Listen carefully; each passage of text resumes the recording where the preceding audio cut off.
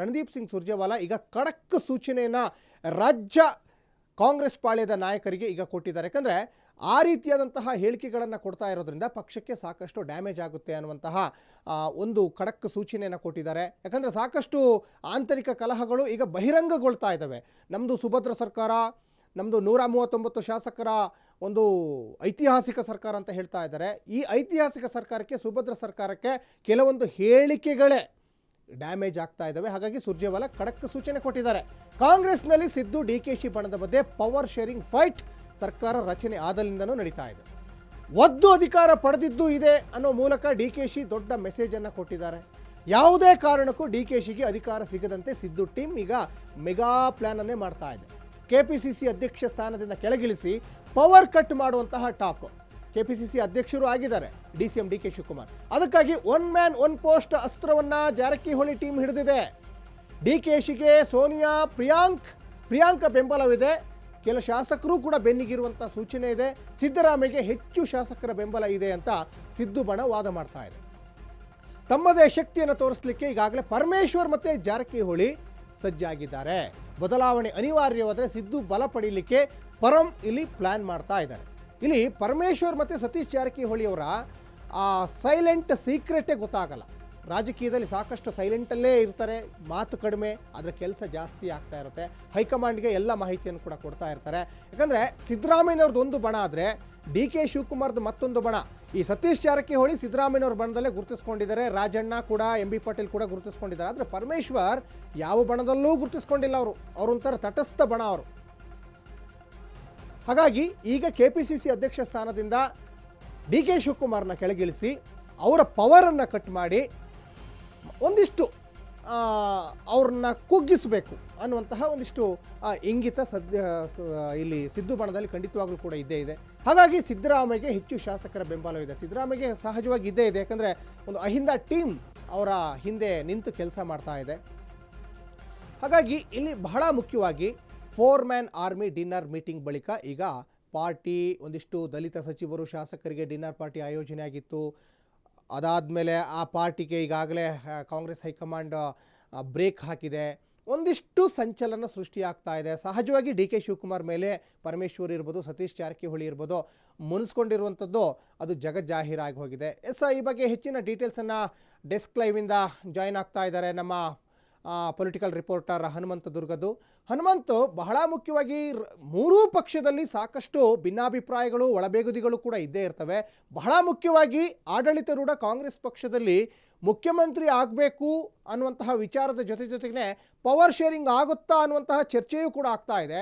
ಈಗಷ್ಟೇ ನಾವು ಸಂಕ್ರಾಂತಿಯನ್ನು ಸೆಲೆಬ್ರೇಷನ್ ಮಾಡಿದ್ವು. ಸಂಕ್ರಾಂತಿಯಲ್ಲಿ ಸೂರ್ಯ ತನ್ನ ಪಥವನ್ನು ಬದಲಾವಣೆ ಮಾಡ್ದ. ದಕ್ಷಿಣ ಧ್ರುವದಿಂದ ಉತ್ತರ ಧ್ರುವಕ್ಕೆ ಸೂರ್ಯ ತನ್ನ ಪಥವನ್ನು ಬದಲಾವಣೆ ಮಾಡಿದ ಹಾಗೆ ಇಲ್ಲಿ ರಾಜ್ಯ ರಾಜಕೀಯ ವಲಯದಲ್ಲಿ ಮಹಾಕ್ರಾಂತಿ ಏನಾದರೂ ಆಗುತ್ತಾ ಇಲ್ಲಿ ಬಹಳ ಮುಖ್ಯವಾಗಿ ಪವರ್ ಶೇರಿಂಗ್ ವಿಚಾರದಲ್ಲಿ ಅಂತ ಹನುಮಂತು?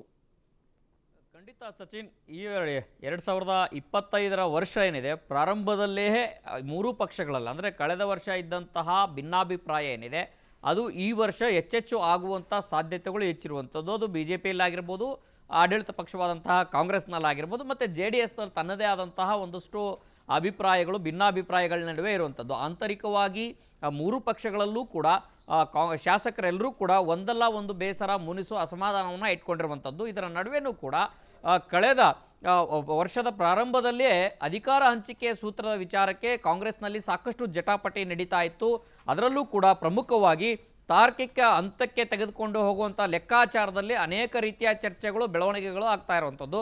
ಪ್ರಮುಖವಾಗಿ ಇದು ಯಾವಾಗ DCM DK ಶಿವಕುಮಾರ್ ಅವರು ಒಂದು ಡೋಸನ್ನು ಕೊಟ್ಟರು, CM ಸಿದ್ದರಾಮಯ್ಯ ಅವರ ಬಣಕ್ಕೆ ಒಂದು ಡೋಸನ್ನು ಕೊಟ್ಟರು, ಅಧಿಕಾರ ಹಂಚಿಕೆ ವಿಚಾರ ಏನಿದೆ ಅದು ಪವರ್ ಶೇರಿಂಗ್ ವಿಚಾರಕ್ಕೆ ಒಪ್ಪಂದ ಆಗಿದೆ ಅನ್ನುವಂಥ ಮಾತುಗಳನ್ನು ಯಾವಾಗ ಆಡಿದ್ರು, ಅಲ್ಲಿಂದ ನಿಜವಾಗ್ಲೂ ಕೂಡ ಮತ್ತೆ ಬಣ ಬೂದಿ ಮುಚ್ಚಿದ ಕೆಂಡದಂತ ಇದ್ದಂತಹ ಬಣ ಬಡಿದಾಟ ಮತ್ತೆ ಮುನ್ನೆಲೆಗೆ ಬಂತು. ಅದಕ್ಕೆ ಮತ್ತಷ್ಟು ಕಿಚ್ಚು ಹಚ್ಚುವುದು ಅಂತಂದು ಹೇಳಿದ್ರೆ ಬೆಳಗಾವಿಯಲ್ಲಿ ನಡೆದಂಥ ಒಂದಷ್ಟು ಬೆಳವಣಿಗೆಗಳೇನಿದ್ದಾವೆ, ಲಕ್ಷ್ಮೀ ಹೆಬ್ಬಾಳ್ಕರ್ ವರ್ಸಸ್ CT ರವಿ ಅವರಂಥ ಜಟಾಪಟಿಯ ನಡುವೆ ಆ ಒಂದು ಸಂದರ್ಭದಲ್ಲಿ ಉಸ್ತುವಾರಿ ಸಚಿವ ಸತೀಶ್ ಜಾರಕಿಹೊಳಿ ಅವರು ಮತ್ತು ಗೃಹ ಸಚಿವ ಡಾಕ್ಟರ್ G ಪರಮೇಶ್ವರ್ ಅವರು ನೇರವಾಗಿ ಒಂದಷ್ಟು ಪಕ್ಷದ ಆಂತರಿಕ ವಲಯದಲ್ಲಿ ಡಿ ಕೆ ಶಿವಕುಮಾರ್ ಅವರ ವಿರುದ್ಧ ಬೇಸರವನ್ನ ಹೊರಹಾಕಿದ್ರು ಅನ್ನೋಂಥ ಮಾಹಿತಿಗಳು ಇರುವಂಥದ್ದು. ಇದರ ಎಲ್ಲದರ ಭಾಗವಾಗಿಯೇ CM ಸಿದ್ದರಾಮಯ್ಯ ಅವರು ಮತ್ತು ಅವರ ಆಪ್ತ ಸಚಿವರಾಗಿರುವಂತಹ ಸತೀಶ್ ಜಾರಕಿಹೊಳಿ ಅವರಾಗಿರ್ಬೋದು, ಪರಮೇಶ್ವರ್ ಅವರಾಗಿರ್ಬೋದು, ಮಹದೇವಪ್ಪ ಆಗಿರ್ಬೋದು, ಕೆ ಎನ್ ರಾಜಣ್ಣ ಆಗಿರ್ಬೋದು, ಇವರೆಲ್ಲರೂ ಸೇರಿದಂತೆ ಒಂದು ಡಿನ್ನರ್ ಮೀಟಿಂಗ್ ಅನ್ನ ಮಾಡ್ತಾರೆ.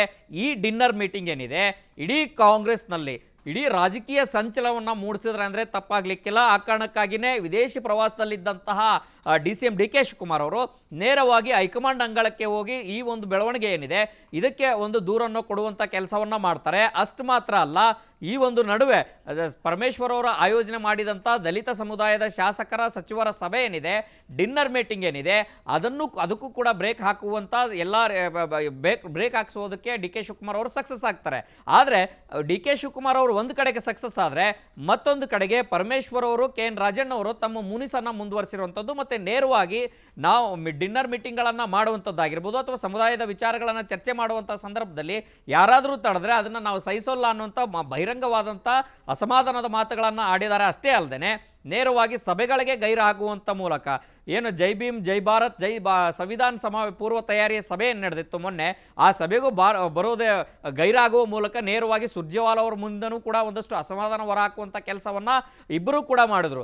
ಇದೆಲ್ಲವೂ ಕೂಡ ಒಂದು ಕಡೆಗಾದರೆ ಮತ್ತೊಂದು ಕಡೆಗೆ ರಾಜ್ಯದ ಪ್ರಸ್ತುತ ರಾಜಕೀಯ ವಿಶ್ಲೇಷಣೆ ಯಾವ ರೀತಿ ಇದೆ ಅಂತಂದು ಹೇಳಿದ್ರೆ, ಈ ಬಾರಿ ಕರ್ನಾಟಕ ರಾಜ್ಯ ರಾಜಕಾರಣದಲ್ಲಿ ಒಂದಷ್ಟು ಕೋಲಾಹಲ ಸೃಷ್ಟಿಯಾಗುವಂಥ ಎಲ್ಲ ರೀತಿಯ ವಾತಾವರಣಗಳು ಸೃಷ್ಟಿಯಾಗ್ತಾ ಇರುವಂಥದ್ದು. ಯಾಕೆಂತಂದು ಹೇಳಿದ್ರೆ ಈಗಾಗಲೇ ಒನ್ ಮ್ಯಾನ್ ಒನ್ ಪೋಸ್ಟ್ ಅಸ್ತ್ರವನ್ನು ಹಿಡಿದು DCM ಡಿ ಕೆ ಶಿವಕುಮಾರ್ ಅವ್ರನ್ನ ಕೆಳಗಿಳಿಸಬೇಕು ಅನ್ನೋಂಥ ಲೆಕ್ಕಾಚಾರದಲ್ಲಿ 4 ಮ್ಯಾನ್ ಆರ್ಮಿ ಏನಿದೆ ಅದೆಲ್ಲವೂ ಕೂಡ ರೆಡಿ ಆಗಿರುವಂಥದ್ದು. ಮತ್ತು ಯಾವುದೇ ಕಾರಣಕ್ಕೂ ಕೂಡ ಮುಂಬರುವಂಥ ಕರ್ನಾಟಕದಲ್ಲಿ CM ಬದಲಾವಣೆಯ ವಿಚಾರ ಅನಿವಾರ್ಯ ಆದರೆ ಡಿ ಕೆ ಶಿವಕುಮಾರ್ ಅವರು ಯಾವುದೇ ಕಾರಣಕ್ಕೂ CM ಆಗಬಾರ್ದು ಅನ್ನೋಂಥ ಲೆಕ್ಕಾಚಾರದಲ್ಲಿ ಸತೀಶ್ ಜಾರಕಿಹೊಳಿ ಅವರು, ಪರಮೇಶ್ವರ್ ಅವರು ಹಾಗೂ ರಾಜಣ್ಣ ಅವರು ಸೇರಿದಂತೆ ಅವರೆಲ್ಲರೂ ಕೂಡ ಪ್ರಯತ್ನಗಳನ್ನು ಮಾಡ್ತಿರುವಂಥದ್ದು. ಆದರೆ ಇಲ್ಲಿ ಗಮನಿಸಬೇಕಾದಂಥ ವಿಚಾರ ಏನಂತಂದು ಹೇಳಿದ್ರೆ, ಈ 4 ಜನ ತಮ್ಮದೇ ಆದಂಥ ಶಕ್ತಿಯ ಪ್ರಾಬಲ್ಯವನ್ನು ಹೊಂದಿರುವಂಥದ್ದು.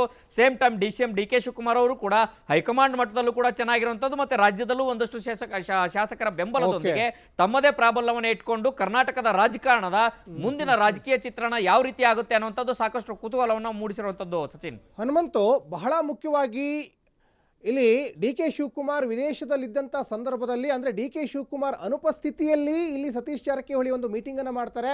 ಹೈಕಮಾಂಡ್ಗೆ ಹೋಗಿ ದೂರನ್ನು ಕೊಟ್ಟಂಥ ಸಂದರ್ಭದಲ್ಲೇ ಪರಮೇಶ್ವರ್ ಆಯೋಜನೆ ಮಾಡಿದಂತಹ ಡಿನ್ನರ್ ಪಾರ್ಟಿ ಅದು ಕ್ಯಾನ್ಸಲ್ ಆಗುತ್ತೆ.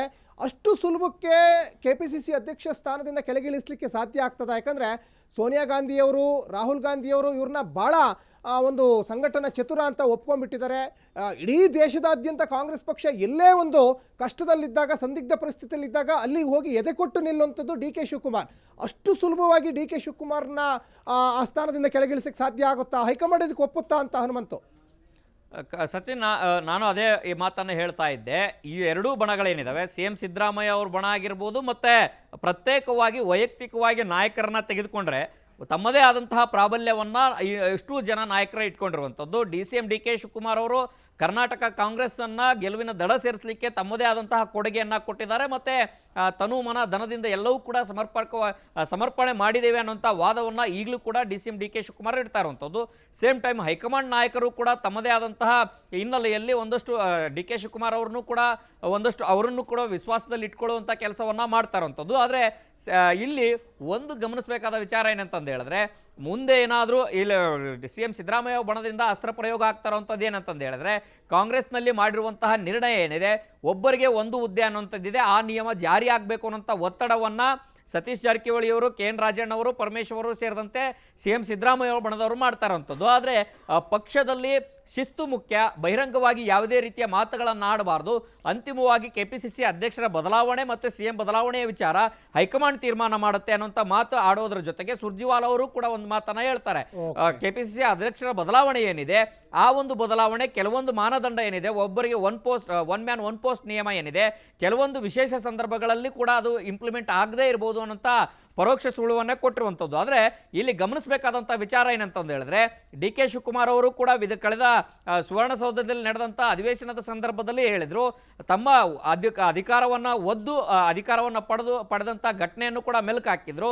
ಇತ್ತ ಸತೀಶ್ ಜಾರಕಿಹೊಳಿ ಅವರು ಕೂಡ ಕಳೆದ 1 ವರ್ಷದಿಂದನೂ ಕೂಡ ನಿರಂತರವಾಗಿ ಜಿಲ್ಲಾ ಮಟ್ಟದಲ್ಲಿ ಶಾಸಕರ ಸಭೆಗಳನ್ನು ಮಾಡುವಂಥದ್ದು, ಆ ಮೂಲಕ ಶಾಸಕರ ಬೆಂಬಲವನ್ನು ಪಡೆಯುವಂಥ ಕೆಲಸವನ್ನು ಕೂಡ ಸತೀಶ್ ಜಾರಕಿಹೊಳಿ ಅವರು ಮಾಡ್ತಾರಂಥದ್ದು. ಮತ್ತೆ ಪರಮೇಶ್ವರ್ ಅವರು ಕೂಡ ಹೈಕಮಾಂಡ್ ಮಟ್ಟದಲ್ಲೂ ಕೂಡ ಒಂದು ಚೆನ್ನಾಗಿರುವಂಥದ್ದು, ಮತ್ತೆ AICC ಅಧ್ಯಕ್ಷರ ಮಲ್ಲಿಕಾರ್ಜುನ್ ಖರ್ಗೆ ಅವರ ಜೊತೆಗಳು ಚೆನ್ನಾಗಿದ್ದಾರೆ. ಇತ್ತ ಕಳೆದ ರಾಜಕೀಯ ಬೆಳವಣಿಗೆಗಳಾದಂಥ ಒಂದಷ್ಟು ಬದಲಾದಂಥ ರಾಜಕೀಯ ಸನ್ನಿವೇಶಗಳಲ್ಲಿ CM ಸಿದ್ದರಾಮಯ್ಯ ಅವ್ರ ಬಣದಲ್ಲೂ ಕೂಡ ಪರಮೇಶ್ವರ್ ಅವರು ಗುರುತಿಸ್ಕೊಂಡಿರುವಂಥದ್ದು. ಅಂದರೆ ಒಂದು ವೇಳೆ ಬದಲಾವಣೆ ಅನ್ನುವಂಥದ್ದೇ ಬಂದರೆ ಮೊದಲು ಎಲ್ಲರೂ ಕೂಡ ಈಗಿರುವಂಥ ಶಾಸಕರೆಲ್ಲರೂ ಕೂಡ ಈಗ ಏನು ಹಿರಿಯ ಸಚಿವರೇನಿದ್ದಾರೆ ಅವರೆಲ್ಲರೂ ಕೂಡ CM ಸಿದ್ದರಾಮಯ್ಯ ಅವರ ಬೆಂಬಲಕ್ಕೆ ನಿಲ್ಲಬೇಕು. ಆದಾಗ್ಯೂ ಕೂಡ ಬದಲಾವಣೆ ಅನಿವಾರ್ಯ ಆದರೆ ಅವರ ಕ್ಯಾಂಪ್ನಲ್ಲಿ ಗುರುತಿಸಿಕೊಂಡಿರುವಂತಹ ಸಚಿವರನ್ನೇ CM ಮಾಡಬೇಕು ಅನ್ನುವಂಥ ನಿಟ್ಟಿನಲ್ಲಿ ಒಂದಷ್ಟು ಲೆಕ್ಕಾಚಾರಗಳು ನಡೀತಾ ಇದೆ. ಇದರ ನಡುವೆನೂ ಕೂಡ ಡಿ ಕೆ ಶಿವಕುಮಾರ್ ಅವರು ಈ ಬಾರಿ ಯಾವುದೇ ಕಾರಣಕ್ಕೂ ಮಿಸ್ ಆಗಬಾರ್ದು ಅನ್ನೋಂಥ ರೀತಿಯ ಎಲ್ಲ ರೀತಿಯ ತಯಾರಿಗಳನ್ನು ಕೂಡ ಡಿ ಕೆ ಶಿವಕುಮಾರ್ ಅವರು ಮಾಡ್ಕೊಳ್ತಾ ಇರುವಂಥದ್ದು. ಸಚಿನ್, ಧನ್ಯವಾದ.